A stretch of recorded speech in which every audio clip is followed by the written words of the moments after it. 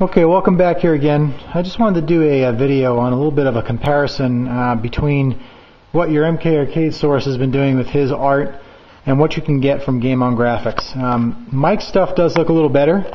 The only problem I have with that is that if you wash it with, I think he said Windex or Goo Gone, it takes the finish right off and actually ultimately takes the art underneath it right off.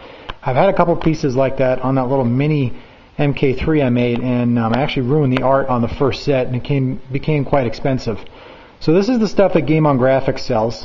It's the overlay for the top, the front, and the two sides. I think it looks pretty good. I mean, it's not spot on, and it's not absolutely perfect, but for restoration and keeping a dedicated MK3 in your home, I mean, you know this cabinet is real. It has the real side art and everything else involved.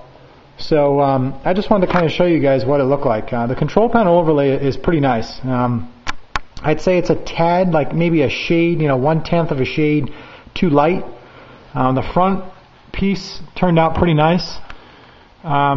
It's a tad bit a little more yellow on some of the Mortal and the Kombat.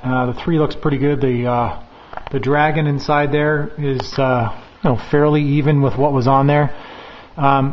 It's just one of these things where, it depends on how anal you want to be for your machine. This particular one, I wanted it to be durable to where if you wipe it or something happens to it, you don't have to worry about taking the art off. Plus, I already bought this stuff, and I wanted to use it.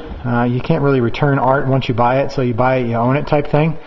So I figured, what the hell, I'll just put it on here and see how it went. Here's the side over here. That one turned out nice.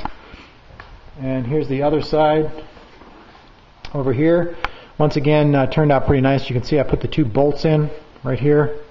I also cut this higher up here so I could fold it over with the T-molding when the new T-molding comes in. So this cabinet's starting to come together fairly nice. I reused the buttons. As you can see, I got a player 4 here because I'm out of player 1.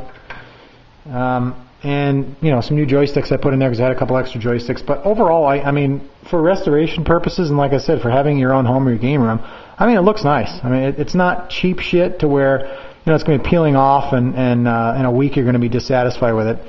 I also use the 3M spray adhesive on both sides. I spray it on the surface, the sticker's going on, as well as the adhesive side of the sticker. So I just wanted to kind of give you guys a little comparison of what he had made and this stuff here that you can get from GameonGraphix. I've never had a problem with their art. I've had some screw-ups, with some control panel overlays not fitting correctly or me cutting it incorrectly. So that costs you $35 to $50 a pop if you screw it up. But as you can see, I put this on pretty nicely, and I'm pretty happy with the way it looks. So that's it. Just a little comparison video. Hope you enjoyed it. We'll see you next time.